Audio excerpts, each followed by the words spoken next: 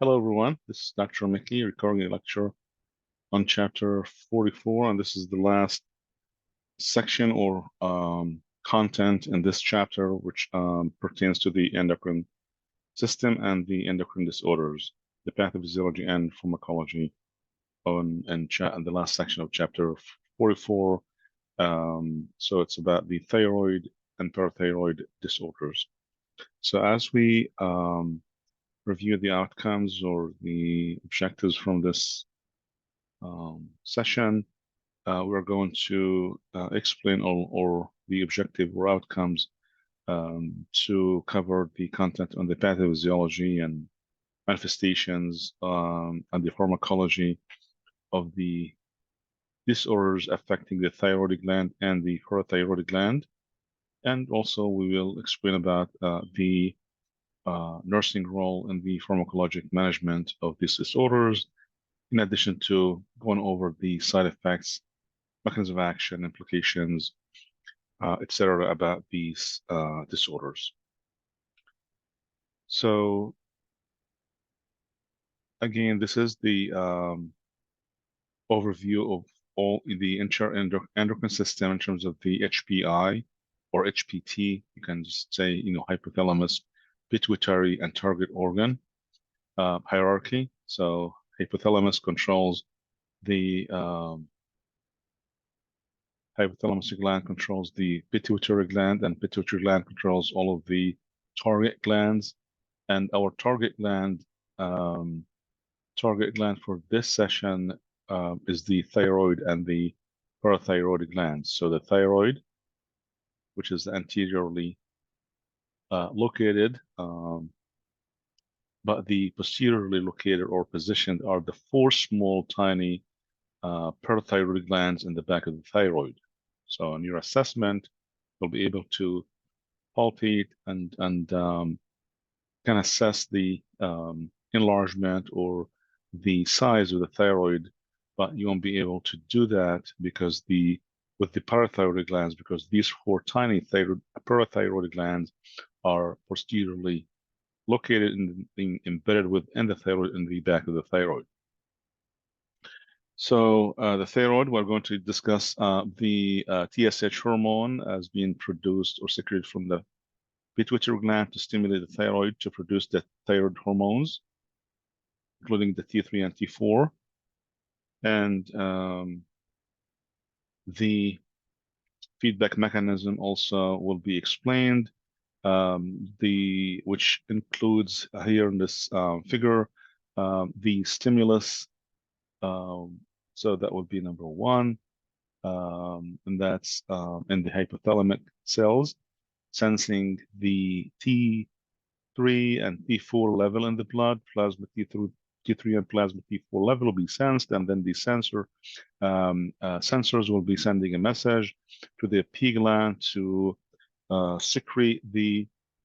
So first of all, the pituitary gland to produce the TSH hormone from the P anterior lobe of the pituitary gland, and then there will be a stimulation.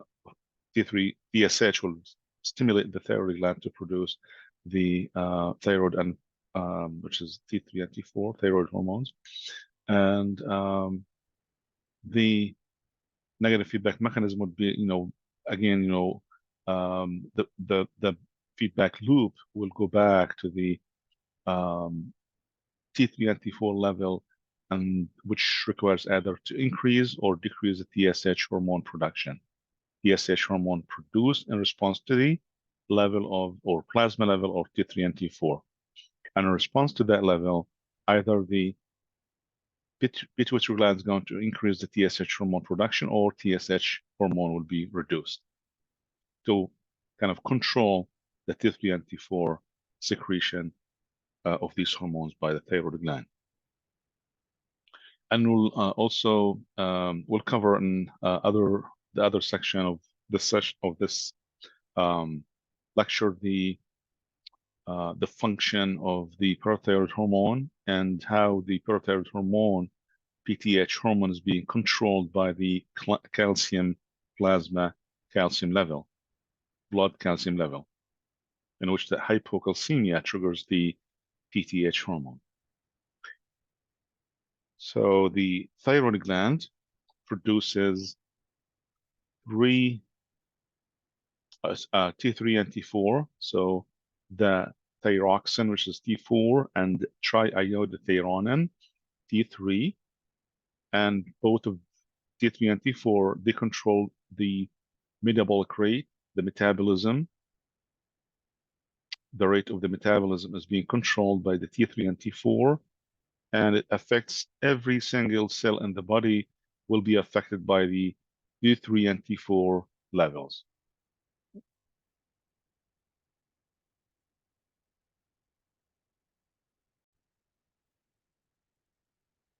And other than the T4 and T3 hormones, we have also the calcitonin, in which that the parafollicular cells in the thyroid gland secrete the calcitonin hormone. And this calcitonin is responsible for the calcium homeostasis. The follicular cells secrete the thyroid, T3 and T4, the iodine essential for the synthesis of these hormones, and the negative feedback loop in which that the low thyroxine levels will signal the hypothalamus to release the TRH, which is a thyroid releasing hormone, and the signals that will signal the pituitary gland to release the thyroid stimulating hormone, TSH hormone, in which TSH hormone will stimulate the thyroid to produce T3 and T4. So that's the feedback or negative feedback loop mechanism. Hypothalamus, pituitary gland, thyroid gland. Functions of the thyroid hormones, pretty much it's, the T3 and T4 affect almost every cell in the body.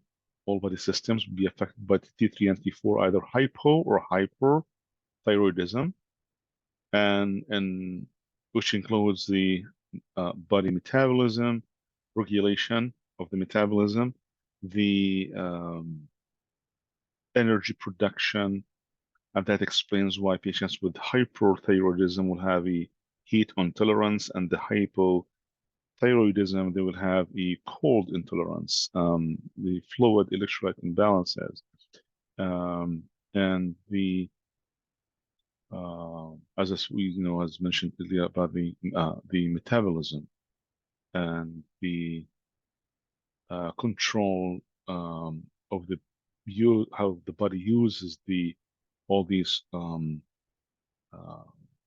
products like the dietary components of fat or protein, carbohydrates.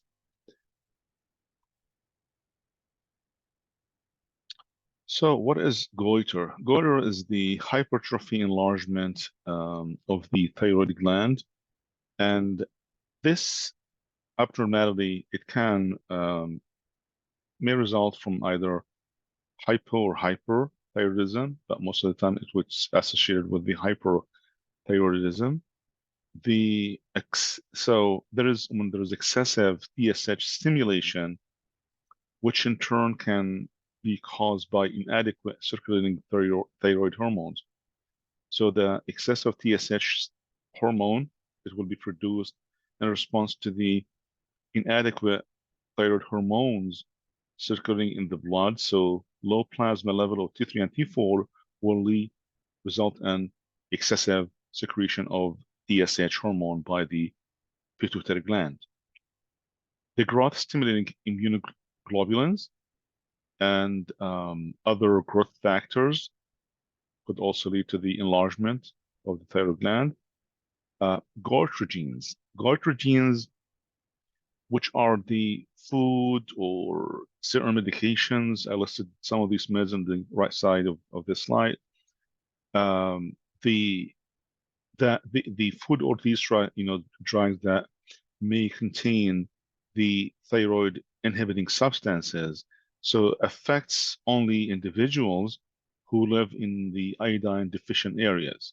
So who would be most or high likely would be affected by this those people who will be like, who live in areas with a very low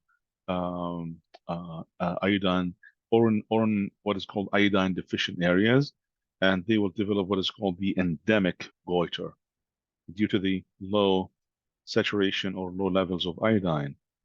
And one of the supplements and the best ways to supplement that is to use the iodized salt. Graves' disease, and we'll talk about the Graves' disease in a minute, and then in which that now the TSH and the T4 levels, they are measured to determine if the goiter is associated with hypo or hyperthyroidism, or sometimes even with normal function of the thyroid, patient may develop goiters. But the TSH and T4 may determine or determine if the goiter is associated with hypo or hyperthyroidism. So on the continuum, we will find that patients with a hyperthyroidism, they may develop the extreme of that would be like the exaggeration of this or exacerbation of this would be like thyroid storm. It's life-threatening emergency and situation that requires immediate intervention. Thyroid storm or thyrotoxicoses. On the other side, the patient on the continuum of euthyroid, which is normal thyroid, and then the right side, you see, we have hypothyroidism, in which that patient may develop the extreme of this hypothyroid will be myxedema coma, and it's another life-threatening situation that requires immediate intervention.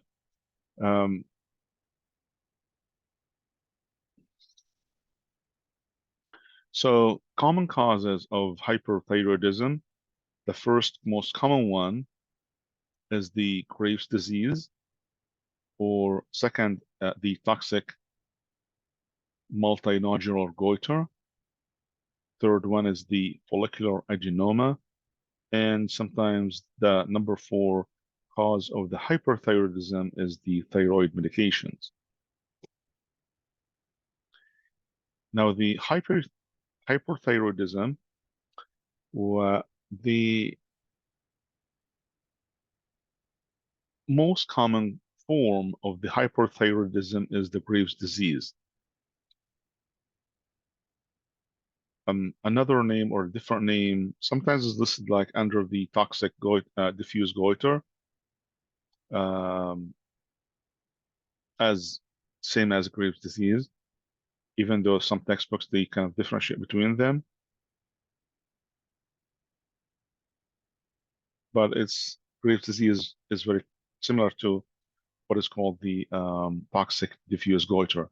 Now, there are other etiologies for hyperthyroidism, like the toxic multinodular goiter, the exogenous iodine deficiency, excessive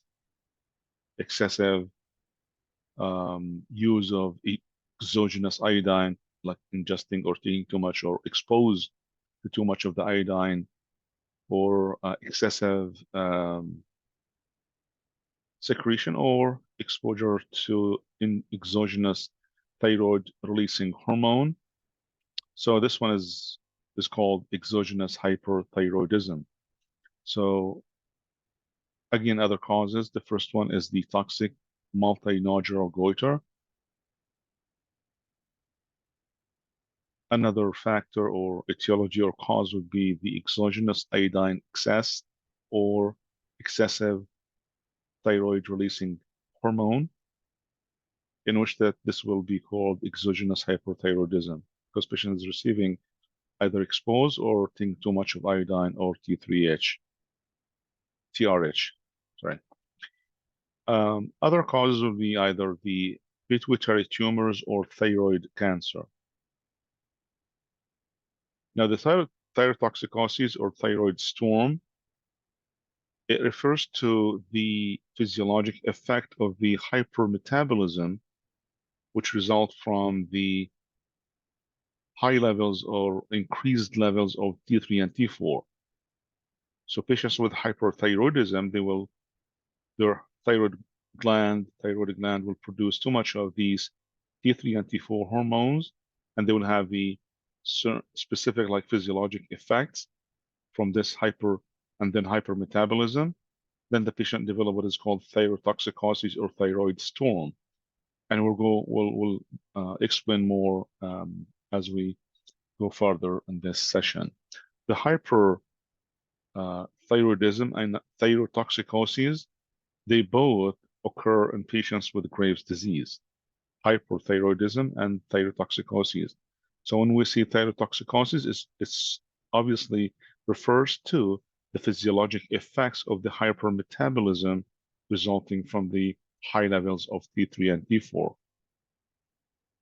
So what is the Graves' disease? It's an autoimmune disease of unknown etiology in which that the autoimmune antibodies, they will mimic the TSH hormone, and they will stimulate the cells to produce T3 and T4, high levels of T3 and T4. Now, there are some precipitating factors of the Graves' disease, like insufficient iodine supply, like iodine deficiency, infections, stressful life events interacting with genetic factors. The Graves' disease accounts for about 2/3 of the cases, of all cases, like 75% of all cases of hyperthyroidism. So there are other forms of hyperthyroidism other than the Graves' disease. So the antibodies, remember that we said this is an autoimmune, believed to be an autoimmune disease. So the antibodies attached to the TSH receptors or TSH receptor sites in the thyroid gland and tissues, which are being stimulated to release thyroid hormones, T3 and T4. So that's the pathophysiology of the Graves' disease. That's an autoimmune disease in which that the antibodies, they mimic the TSH hormone. These antibodies, they will attach to the TSH receptor sites in the thyroid gland or tissues and cells, and in which they will be stimulated. These cells will be stimulated to produce too much of the excessive amount of T3 and T4 hormones.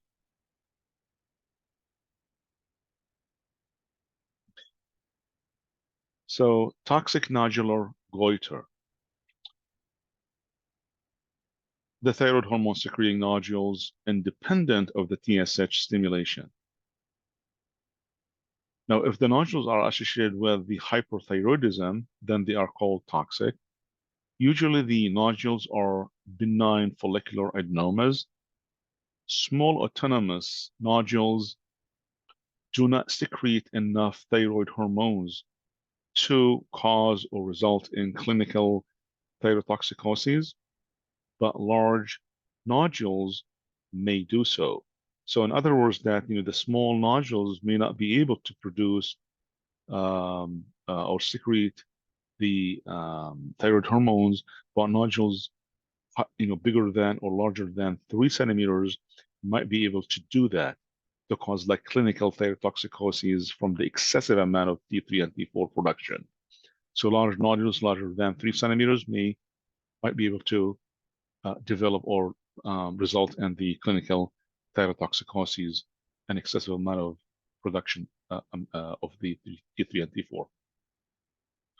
So the excess circulating thyroid hormones directly increases metabolism, in which that you will anticipate there is an increased tissue sensitivity to stimulation to the sympathetic nervous system. There will be an increased number of beta adrenergic receptors, and this would piece of pathophysiology here or a piece of information explains the effectiveness of prescribing or the rationale for prescribing the beta blockers or beta antagonists like propranolol and Diral for patients with hyperthyroidism. So the negative nitrogen balance, which results or due to the protein breakdown, the degeneration of the protein, that is becomes like the rate of that would be faster than the protein buildup. So the degeneration of the protein breakdown or degeneration, the rate of that will be faster than the protein buildup, which is the synthesis, and then the patient will have a negative nitrogen balance. Goiters might be also um, um, part of the clinical manifestation.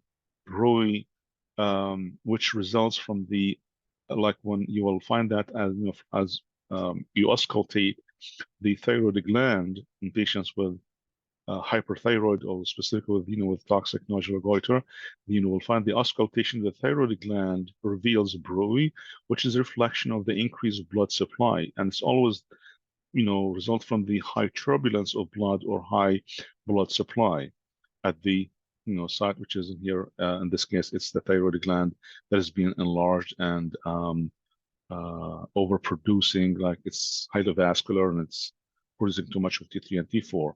And also there will be ophthalmopathy, which is the abnormal eye appearance or function, like exophthalmos, like this, for example,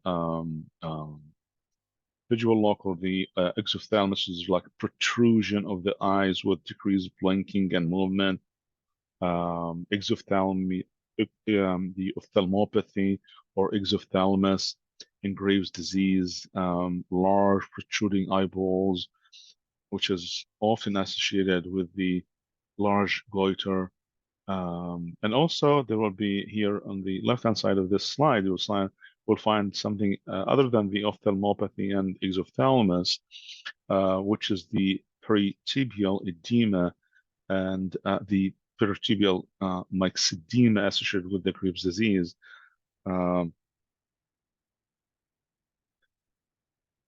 So clinical manifestations, as we had mentioned earlier, that these hormones almost like affecting all body systems and every single cell in our body. So the anticipated manifestations and clinical manifestations or symptomatology will be like kind of cover almost like all body systems. So the exophthalmos, which is the impaired drainage, and this is the exact pathophysiology why patients with this disease they will exhibit this manifestation because of the impaired drainage from the orbit, from the eye, increasing fat and edema in the retroorbital tissues. So the eyeballs forced kind of outward and protrude with the staring gaze or startled look. The cornea from the like a constant opening or patients unable to close sometimes, the eyelids. So the corneal surfaces may become dry and irritated. And that would be, requires like certain nursing intervention and medical intervention for, to prevent the corneal dryness and irritation. And that's a serious complication. So, photophobia, corneal ulceration may result from that. And eventually can lead to the loss of vision. So visual loss may result from as a serious consequence of, the corneal ulceration and irritation and the corneal ulcers.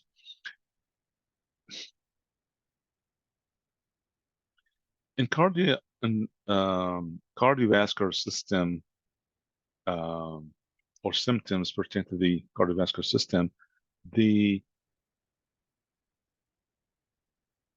patient develops systolic hypertension, which will lead to a wide pulse pressure.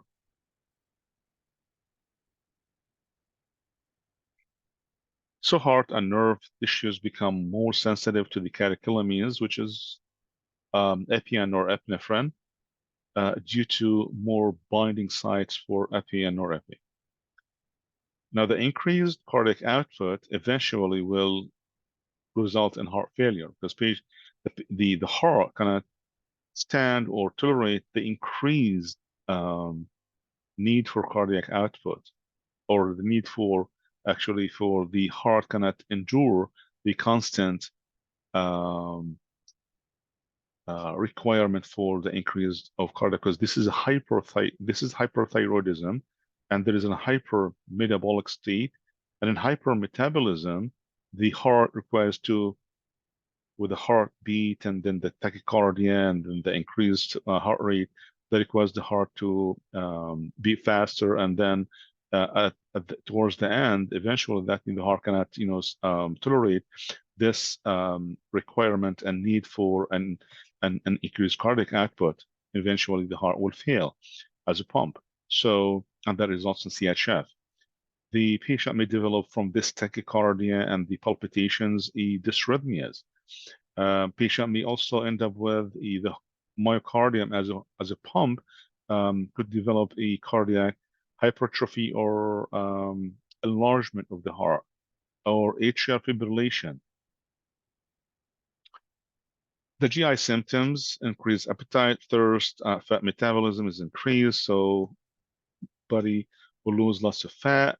Patients may lose weight, even though patient food intake would increase. Patient will eat frequently, requesting or asking for food, but still that food intake doesn't meet energy demands, and still patient is going to eat more than usual, and at the same time losing weight because of the increased metabolism. Diarrhea, splenomegaly, hepatomegaly. Other clinical manifestations will be affecting the skin and integumentary system, like warm, smooth, moist skin, diaphoresis, thin, brittle nails, hair loss, clubbing the fingers, and this is called acropathy. So thyroid acropathy, which is digital clubbing and swelling of the fingers. Vitiligo, known also for in patients with hyperthyroidism because of the which is a hyperpigmentation, and this is due to the melanocyte destruction. Due to the melanocyte destruction, the musculoskeletal system patient will have fatigue and exercise intolerance, muscle weakness, and the weakness of the muscle is due to the rapid protein degeneration and degradation and breakdown of the proteins and the muscle mass. The pretibial myxedema, which is like dry, waxy swelling of the front surfaces of the lower leg, like there was a figure in the previous slide, and that is like a dry waxy swelling of the frontal surfaces of the lower leg. That's called pretibial myxedema, known in patients with hyperthyroidism. Dependent edema, proximal muscle wasting due to the protein degradation and the osteoporosis. Nervous system, patients with the hyperthyroidism will be experience the irritability, nervousness. They are a short attention span, like inability to concentrate, the like mood swings and tremors, insomnia, hyperreflexia of the tendon reflexes.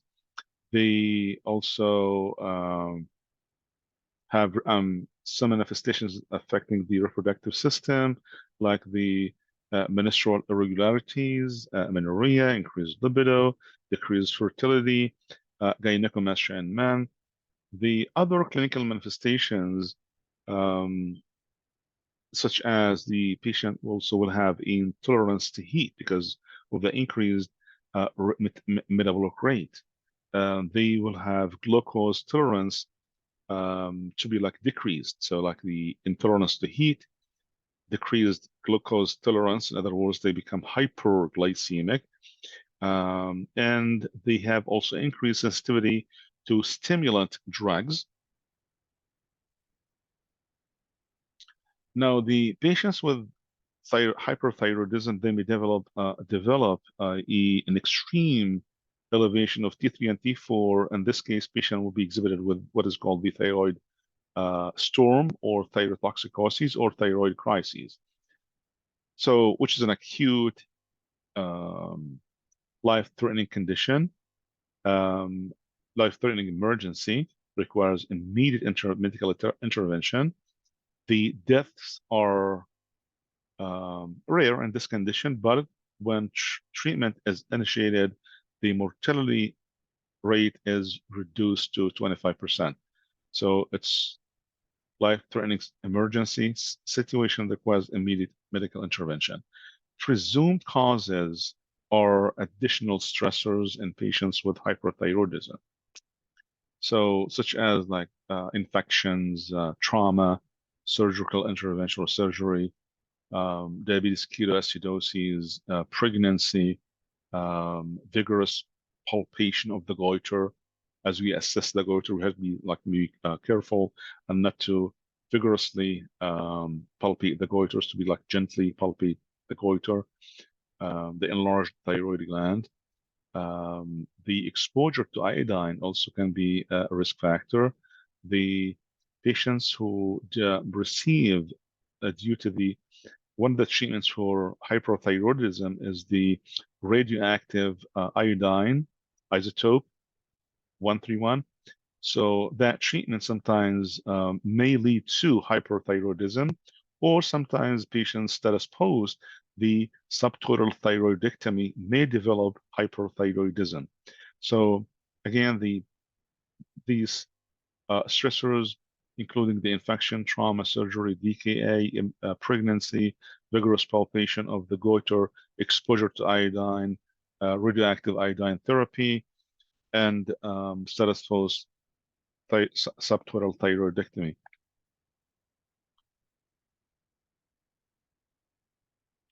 So patients with hyperthyroidism, as the previous slide mentions, that they will have a tachycardia, systolic hypertension, restlessness, agitation.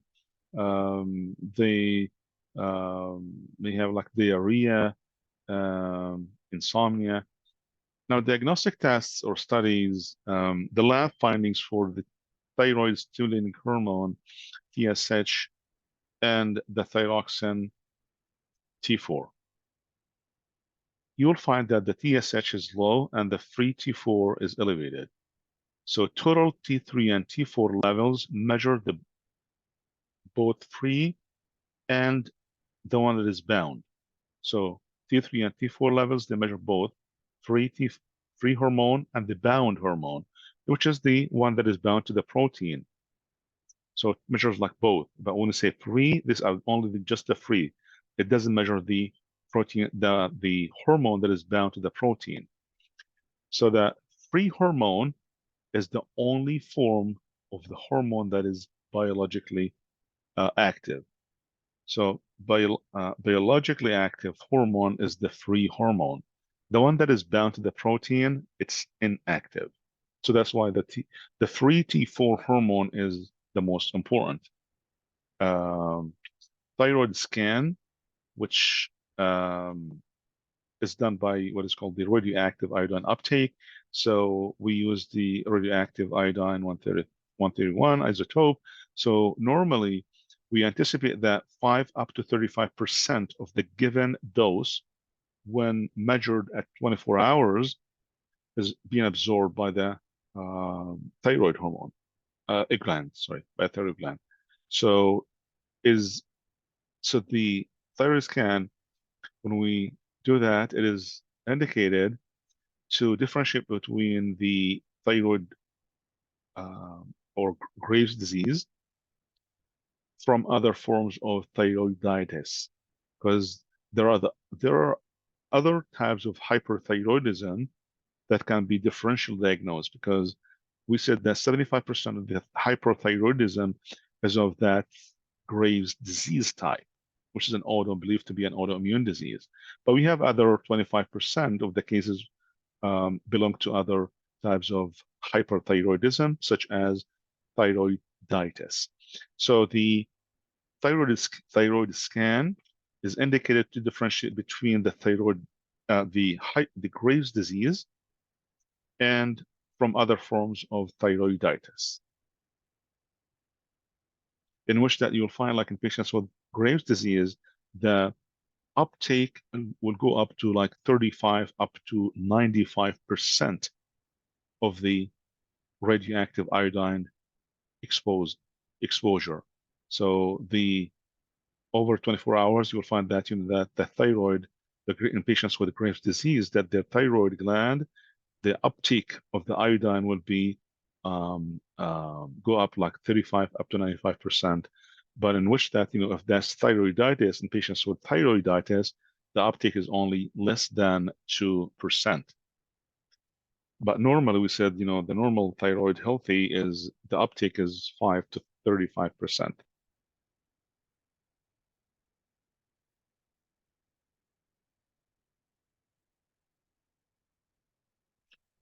The medications. So the meds are, we'll talk about the beta blockers um, and the mechanism or why the beta blockers are effective drugs to treat patients with hyperthyroid, basically because of it's a beta antagonist. So it can also decrease or control the heart rate and palpitations. And we mentioned earlier something about the beta blockers, that the thyroid hormones, they increase the number of the beta adrenergic receptors, of beta receptors. So the beta antagonists or beta blockers can reduce or at least block these receptors. So and also in addition, as we have mentioned, that the beta blockers will take care of the palpitations and tachycardia, especially the propranolol and diral. Very negative chronotropic medication. So it will lower the heart rate to significant levels and control the patient's palpitations and tachycardia. Antithyroid agents like PTU, propylthiouracil, and the methimazole. So that is in one tablet called tepazole. So the PTU, which is propylthiouracil, this medication will inhibit the synthesis of the thyroid hormones. The PTU will block the peripheral conversion of T4 to T3, and improvement begins in 1 to 2 weeks. Well, patient should be on this medication at least 6 months up to 2 years, and it's not curative because patients may may undergo the thyroid surgery or like surgical intervention to treat this condition. And we'll talk about the thyroidectomy later on. So the PTU, this slide explains more about the mechanism of action, indications, classification as an antithyroid drug. The methimazole is the prototype drug, tepazole.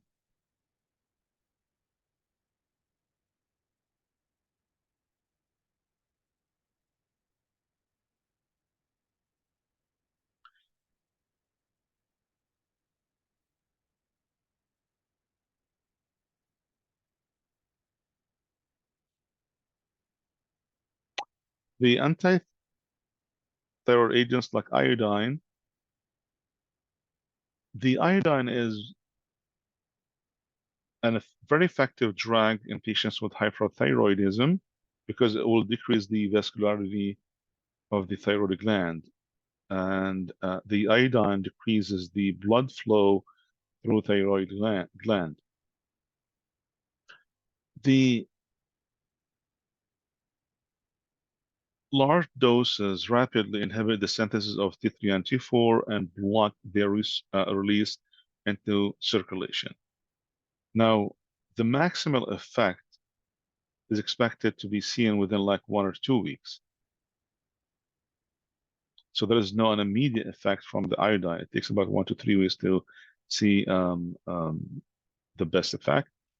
There are other forms of iodine, such as SSKI, which is like a saturated solution of potassium iodide, Lugol's solution. It's a potassium. It's an iodide solution. And when we administer the iodine, we make sure that we'll mix it with water or juice. Make sure also that the patient is, sipped through a straw, and it should be taken or administered after meals. So one important thing about the iodine is that we have to monitor the patient for iodine toxicity, like the swelling of the buccal mucosa or other mucosal membranes, mucous membranes. When the patient experiences any excessive saliva or nausea or vomiting or skin reactions, all of these signs are still consistent with the iodine toxicity. Another drug or intervention for the management of patients with hyperthyroid is the radioactive iodine therapy, which is the isotope 131. So the treatment, which is the treatment of choice for the most non-pregnant adults, and the delayed response with maximal effect not seen until like 2 to 3 months. So it takes longer than the PO tablet, pepazole, or the propylthiouracil, which usually takes about 1 to 2 weeks. Or I'm sorry, the iodine, which takes about 1 to 2 weeks. But however, that the radioactive iodine here, it may take up to 3 months. So the treatment with the anti-thyroid drug and Engerel before and during first 3 months of the radioactive iodine. So two main points here. First of all, we said the delayed response with the maximal effect not seen until 2 to 3 months. So that's the expected time to see an effect from the use of this radioactive iodine.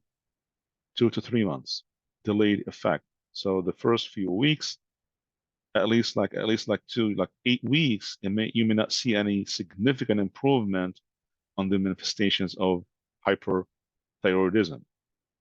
Second point here about the radioactive iodine, that the patient will take certain medications pre-op, before the surgery, pre-op preparation. Patient may take the in other words, that the treated with anti-thyroid drugs and the beta blocker like Engerel, propranolol, before and during the first 3 months of the radioactive iodine therapy. No need for radiation safety precautions because this is a very low dose of radiation. So no need for the radiation safety precautions.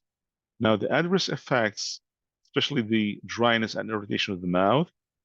So there are certain or like specific implications or interventions, like frequent sips of water, ice chips, or gargling with warm water that could help, especially gargling with like water mixed with salt and baking soda.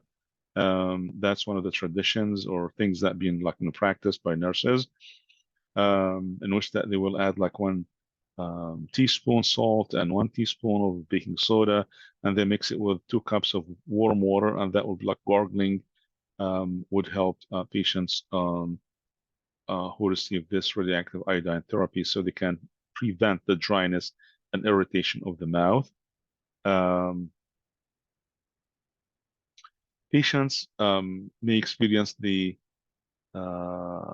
this discomfort of dryness and irritation, but this discomfort may subside in like 3 to 4 days post-treatment, post-session. And there is a high incidence of post-treatment hypothyroidism, about like 80%.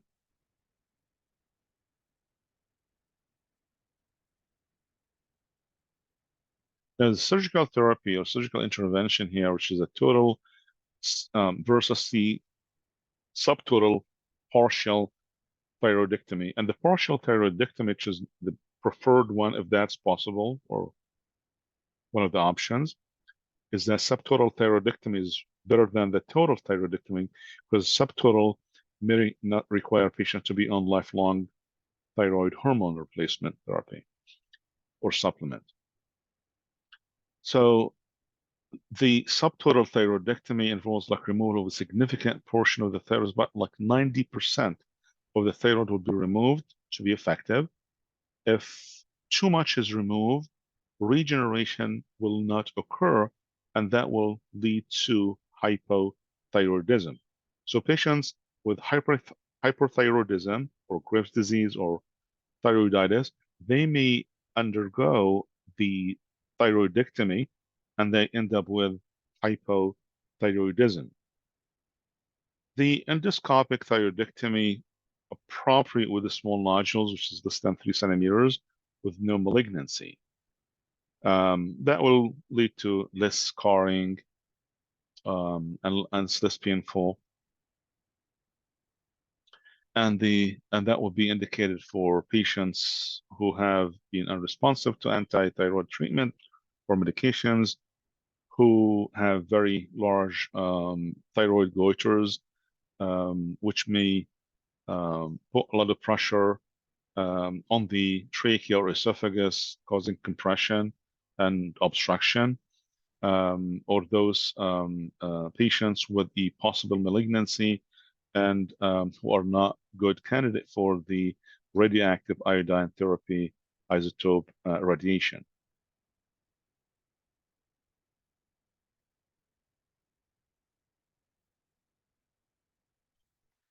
The thyroidectomy has one advantage over radioactive iodine therapy, which is the more rapid reduction in the T3 and T4 levels. So before we go to the hypothyroid, there are few points that we highlighted in terms of pre-op and post-op.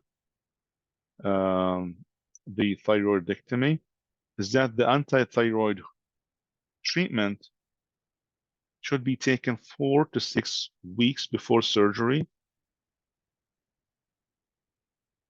If that's the PTU or Tepazole, and then the iodine should be taken about 10 to 14 days before surgery, and the beta blockers may be administered to achieve a euthyroid state, like control the thyroid hormone level and control the symptoms. So one more time is that pre-op, before thyroidectomy, we recommend that patient to take the anti-thyroid drug, if that's a PTU or Tepazole, 4 to 6 weeks before surgery. Second, to take the iodine 10 days to 14 days before surgery. And then the beta blockers to be administered, taken also prior to continue to take that, to be continued to achieve the kind of normal thyroid function and the may control as the symptoms as well. Now, the iodine, the benefit of iodine before surgery, taken like 2 weeks before surgery, that pre-op, that so this is very this critical point about iodine taken before the surgery or pre-op. Iodine, it reduces the thyroid size. It may also reduce the vascularization of the thyroid gland. In other words, it will decrease the vascularity, like in the blood vessels. So the blood vessels number, or the decreasing the vascularization of the thyroid gland, the blood vessels may decrease, and also the risk for hemorrhage post-op might be also reduced. We can reduce also the risk for thyroid storm during the surgery. So all these 4 objectives can be reduced or can be achieved as we reduce. So one more time is that we can reduce 4 things by the iodine. Iodine reduces thyroid size, reduces vascularization of the thyroid gland, reduces the risk for hemorrhage post-op, and reduces the risk for thyroid storm during surgery. The like during the procedure, the surgeons, they locate and visualize the laryngeal nerve and the parathyroid glands. That's very important during surgery, so they can preserve the parathyroid gland. Otherwise, if they don't isolate and protect the parathyroid glands, then the patient will end up with hypoparathyroidism after the surgery because they will, these parathyroid glands will be removed with the thyroid. So the surgeon has to locate and visualize and um, the parathyroid glands and secure them and um, uh, keep them like protected without being dissected to avoid the injury to these glands as well as the laryngeal nerve as well.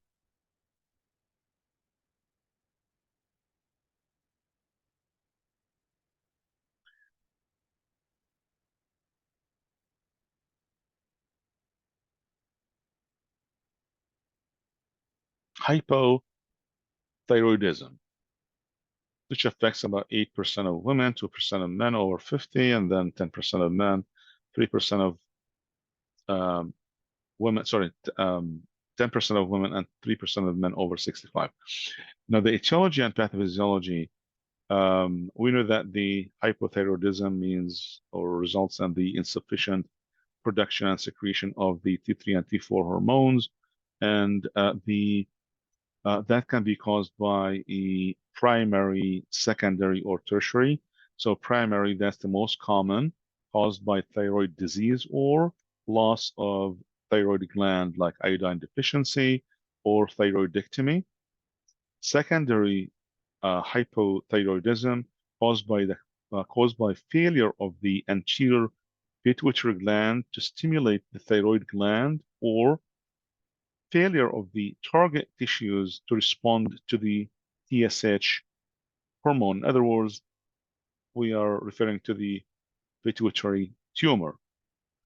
Tertiary, caused by the failure of the hypothalamus to produce thyroid releasing factor, TRF, may also be transient. So other than the primary, secondary, and tertiary, that may be transient to thyroiditis or continuance of the thyroid hormone therapy. So like, for example, patients on the lifelong thyroid hormone therapy, when they discontinue taking this thyroid hormone therapy or supplement, then they may end up with hypothyroidism. So that may be transient, just during the discontinuation or non-compliance of the thyroid hormone therapy. Other causes would be like iodine deficiency, which is the most common cause worldwide and most prevalent in iodine deficient areas, causing the endemic goiter. In places where iodine intake is adequate, the primary causes in the adult population is the atrophy of the gland. So the atrophy is the end result of either Hashimoto's thyroiditis or Graves' disease.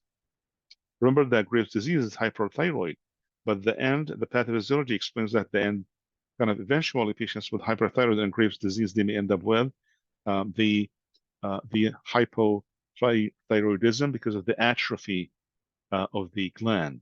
So the Hashimoto's thyroiditis, which is an autoimmune disease, and thyroid tissue is replaced by lymphocytes and fibrous tissue. And most common cause is goitrous hypothyroiditis. Or so one more time, the most common cause is goitrous hypothyroidism. So it's a form of hypothyroidism. Now, the Graves' disease, which is in which that the atrophy of the end result of the Hashimoto's thyroiditis and Graves' disease, both will end up or lead to the atrophy. So again, the Hashimoto's thyroiditis and the Graves' disease, the end result of that, or the ultimate and in other words, the last stage of the disease process, that there will be an atrophy. That is the end result of both of Hashimoto's and Graves' disease, and that's when the patient will be exhibited with manifestations of hypothyroidism.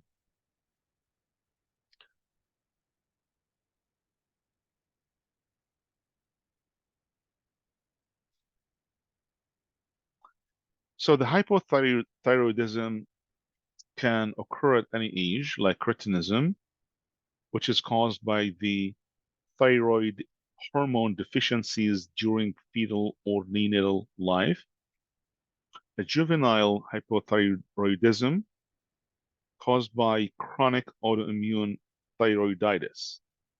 And then we have the adult hypothyroidism.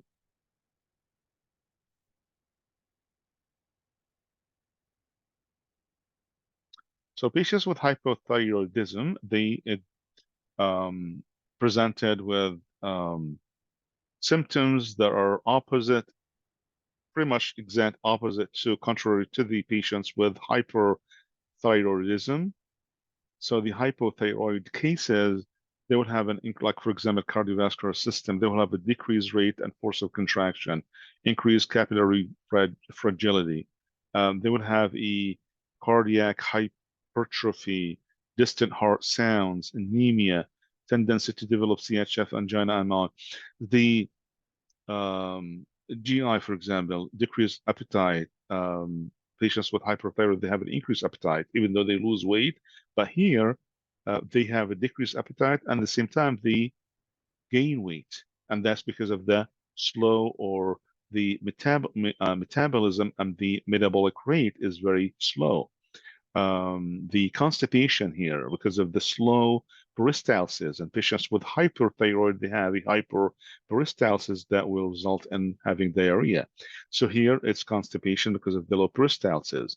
So it's all goes back to, or all these manifestations we can refer them to the hormones T3 and T4 and metabolism. Um, Nervous system, they are like, they have the apathy, they have the lethargic, fatigue, general weakness, slow slurred speech, slow mental status, and so on. So everything like slowed down because of the metabolism and the low T3 and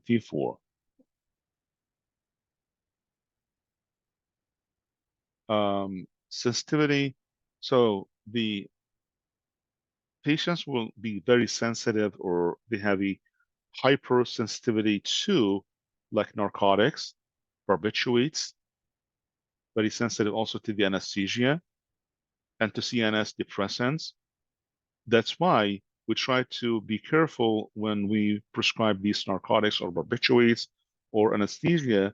And we can say that the CNS depressants are contraindicated in patients with hypothyroidism. They have a cold intolerance, and that's because of that the patient, the external warning measures, they are contraindicated. So they have a slowed down or a slow metabolic rate, and that they will have a cold intolerance. So that's why when we attempt to warm the skin with some type of warming like measures, the external warming measures are contraindicated because they can produce vasodilatation and vascular collapse.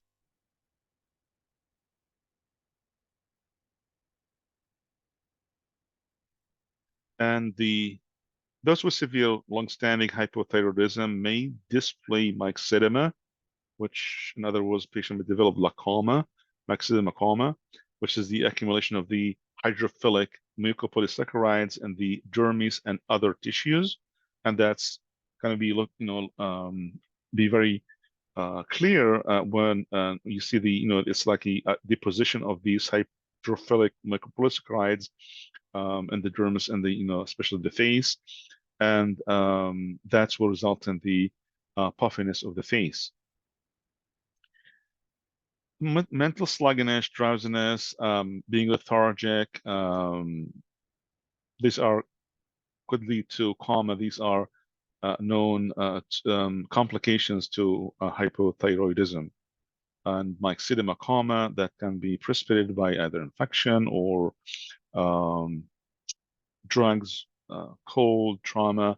So it's usually patients with the myxedema coma is being characterized by subnormal temperature, hypothermia, hypotension, and hypoventilation. Hypothermia, hypotension, and hypoventilation.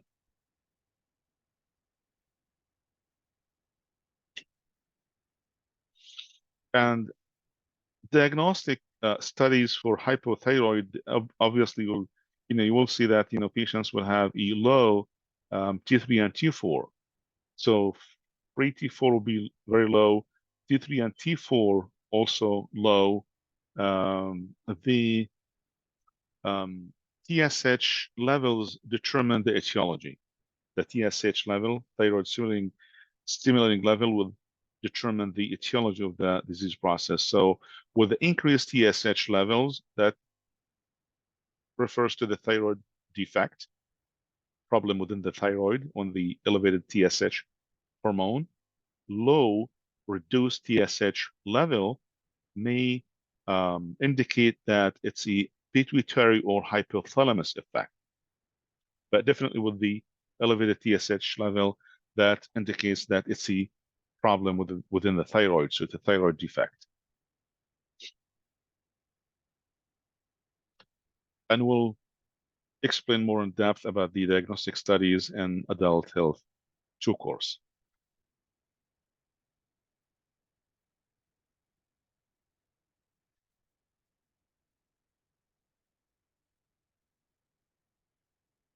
So the treatment for hypothyroidism will be is the most commonly used and very known drug called levothyroxine. So before we get to the levothyroxine, let's talk a little bit about the acute intervention, like in patients with myxedema coma. Patients with myxedema coma, often they require the mechanical ventilation support and cardiac monitoring. So we will administer like thyroid hormone replacement therapy and other medications like intravenous, and will assess the vital signs and patient's weight, antigen output, and the synthroid treatment or synthetic synthroid levothyroxine. The treatment begins slowly and then the dosage would increase. So when we prescribe the levothyroxine, medication will begin slowly and then dosage increase every 2 to 3 weeks until the desired response is obtained. And then the patient will be on the levothyroxine lifelong. So again, when we start the patient on the levothyroxine synthroid medication, tablet form, we begin that dosage very slow and we increase every 2 to 3 weeks until the desired response is obtained. And we can tell from the desired response, in other words, it's the patient's manifestations and the control of these manifestations being corrected and controlled by the determined, the dose as being determined by these manifestations. So patient and family must understand the replacement therapy. It is a lifelong therapy. So levothyroxine adverse effects insomnia, and that explains why patients are supposed to take levothyroxine early morning. So should not be administered in the evening or nighttime because that could lead to insomnia.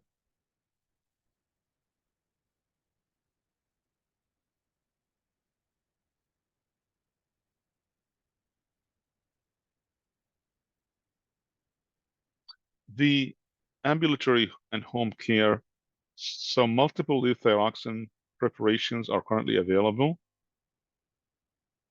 The TSH level should be checked every 4 to 6 weeks. So once we put the patient on levothyroxine and we keep increasing the dosage, we start slowly, like small dosage, and when as we increase the dosage every 2 to 3 weeks until the desired response is obtained, then it will become lifelong.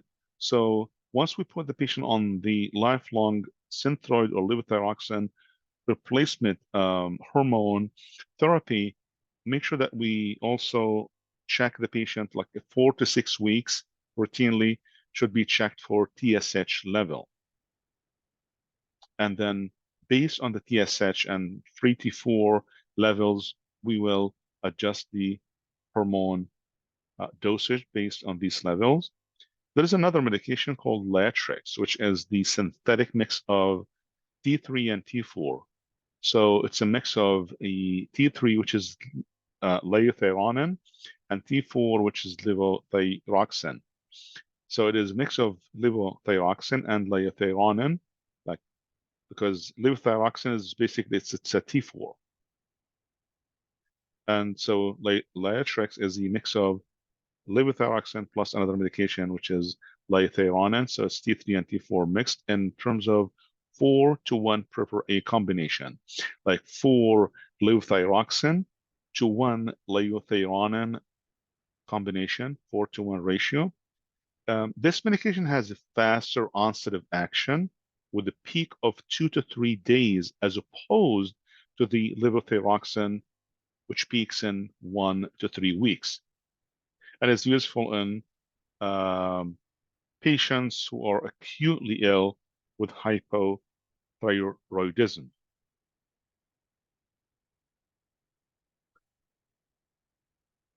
So the next is the hyperthyroidism. And we have this slide explains the mechanism, how the PTH hormone controls the calcium, or how is the calcium level controlled, the PTH hormone production. In other words, what prompt or stimulate the production of the PTH hormone is the calcium level.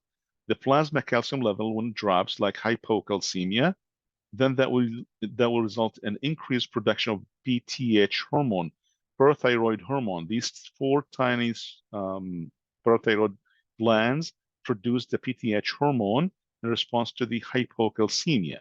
Then this PTH hormone increased production is going to stimulate because we need now to replace the calcium and reestablish or resume normal calcium levels. So we need calcium. So this PTH hormone is going to tell the bone to pull the calcium from the bone, which is calcium resorption, mobilizing calcium from the bone, and also the kidney is going to activate the vitamin D, so that will result in higher level of vitamin D, and then it will, in the gut and the GI tract, will have more absorption of calcium in the intestine. That will elevate the calcium. So has been so PTH hormone stimulated the bones and the GI tract, so end up with more calcium absorption back to the blood, and also the kidneys as well. So we have the GI tract, kidneys, and bones, 3 systems. Kidneys, 2 things, vitamin D and the calcium excretion or calcium absorption, excretion and reabsorption. So in the kidneys, the PTH hormone will allow more renal reabsorption of calcium and less excretion of calcium. So that will result in more calcium reabsorbed and retained in the blood or the plasma. So the PTH hormone response, again, one more time, that the hypocalcemia stimulate the PTH hormone production by the parathyroid glands. The PTH hormone stimulate the bone resorption, more calcium pulled from the bone into the plasma. And the kidneys stimulate also the kidneys to reabsorb more calcium and excrete less calcium, and activate the vitamin D to allow for more GI absorption of calcium. And the end result of that would be the increased calcium level. And this is the negative feedback mechanism of the parathyroid hormone in response to hypocalcemia. So the hyperparathyroidism, the pathophysiology is that the parathyroid gland maintain the calcium and phosphorus balance. And we know that, the relationship between calcium and phosphorus, they are inversely related. High calcium, we have always low phosphorus. So the serum calcium level is normally maintained within narrow range. The serum calcium level is normally maintained within a narrow range, but phosphorus or phosphate level vary more widely. Effect of the kidneys, direct effect in which that the increased PTH hormone will lead to the hypercalcemia and hypophosphatemia. Effect on the bone, the increased bone resorption, which is pulling the calcium from the bone by the decreasing the osteoblast activity, and on an increased osteoclast, which is the bone destruction. So, and again, one more time, the increased bone resorption, bone loss of calcium by decreased osteoclast activity, and increased osteoclast activity, that eventually there will be a release of calcium and phosphorus in the blood and less bone density, so long-term calcium excess. And then calcium is deposited in soft tissues. So the triggering mechanism is unknown, but the PTH hormone stimulates the synthesis of a biologically active form of vitamin D, as we mentioned earlier, potent stimulator of the calcium transport in the intestine. In this way, the PTH hormone indirectly would increase the GI absorption of calcium, which will further contribute to the high serum calcium levels. In summary, is that the three main mechanisms how the PTH hormone controls or resume the normal calcium level, that the PTH hormone has control on the bone, GI tract, and kidneys, and eventually is going to correct the hypocalcemia. And right here, here this slide explains all the four processes or mechanisms in which that the hypocalcemia triggers the increased release of PTH hormone, and in response to that, you will have four different mechanisms that will eventually involving the three systems, bone, intestine, and kidneys, and eventually is going to increase the calcium level and maintain or resume the normal calcium level in the blood, which in other words, that this is a negative feedback mechanism. Now, the hyperparathyroidism, we have a primary, secondary, and tertiary. The primary type, which is it's due to the increased PTH hormone secretion, leading to disorders of calcium, phosphorus, and bone metabolism. It occurs when one or more parathyroid glands do not respond to the normal feedbacks of serum calcium. Most common causes benign tumors like adenoma in the parathyroid hormone gland. So adenoma or benign tumors of the parathyroid glands, one or more.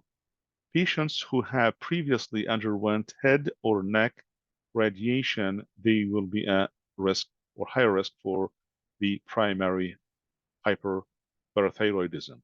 The secondary type, in which that it's a compensatory response to conditions that induce or cause hypocalcemia. The disease conditions or disorders would include like vitamin D deficiencies, malabsorption, chronic renal failure, hyperphosphatemia, in which the increased PTH hormone levels cannot achieve normal calcium level because of the insufficient levels of activated vitamin D, for example, due to like chronic kidney disease or chronic renal failure or end-stage renal disease. Tertiary type occurs when there is a hyperplasia of the parathyroid gland and loss of feedback from the circulating calcium levels. Then there is an autonomous secretion of like independent secretion of the parathyroid hormone, PTH hormone, even with normal serum calcium levels. So this is like autonomous secretion of PTH hormone, or independent increased secretion of PTH hormone, regardless of the normal calcium level. This condition will be like seen or observed in patients who has had a kidney transplant after a long period of dialysis, like after the dialysis treatment for ESRD, and patient undergo a kidney transplant. You will see this type of tertiary hyperparathyroidism. As we assess the patient, you'll find that there is a significant elevation of the calcium level, hypercalcemia, and other manifestations as listed here, like recent weight loss, arthritis, psychological distress, um, hypercalciuria, and the patient may have as you assess the patient, pathologic fractures because of what is called the bone knee fractures or pathologic fractures from the fragile bones or osteoporosis. Osteoporosis and bone cysts also can result from this disease from hypercalcemia and the excessive pulling um, um, of the calcium out of the bone resorption. GI patients may experience like anorexia and nausea, vomiting, epigastric pain, constipation, weight loss, and the increased calcium may lead to the increased serum gastrin levels and the more likelihood of the peptic ulcer disease, fatigue, lethargic, um, calcium over like 12 milligrams per DL. So the calcium level, when the plasma calcium level reach higher than the 12 milligrams per DL, then patient may develop psychoses with mental confusion. That could lead also to that coma or death if untreated. Now, what are the serious complications of this disease, especially with the hypercalcemia and other manifestations? The patient may develop a renal failure, pancreatitis, cardiac problems, um, long bone, rib, or vertebral fractures, like fractures of the long bones, like a humerus or femur, ribs, vertebrae fractures as well, in addition to pancreatitis and chronic renal failure. Now, the hypo sorry, hypoparathyroidism, hypoparathyroidism, the pathophysiology, there's a decreased function of the parathyroid gland, in which there will be a decreased secretion of the PTH hormone and or decreased effectiveness of the hormone on target tissues. And that will result in hypocalcemia. What is the iatrogenic hypoparathyroidism? Its most common form, and that's usually caused by the accidental removal of and that usually has to do with all of the four parathyroid glands. So it's caused by the accidental removal of all the parathyroid glands or damage to the vascular supply of the glands during the neck surgery or sometimes the thyroidectomy or sometimes deliberate surgical removal of the parathyroid glands.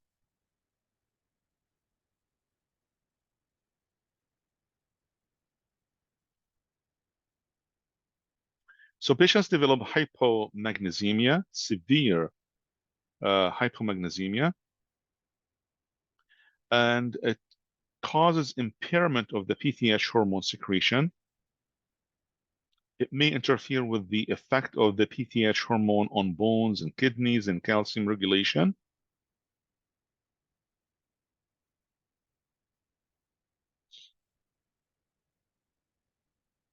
And as I stated here, that it's seen in alcoholics and patients with the malabsorption syndromes, chronic kidney disease, end-stage renal disease, malnutrition, and maybe also related to the increased renal clearance of magnesium caused by the use of the group of or class of medications called aminoglycosides that are renal toxic, like amikacin, vancomycin, antibiotics, or certain chemotherapy medications, or prolonged magnesium deficient parenteral nutrition like TPN or PPN treatment. So the assessment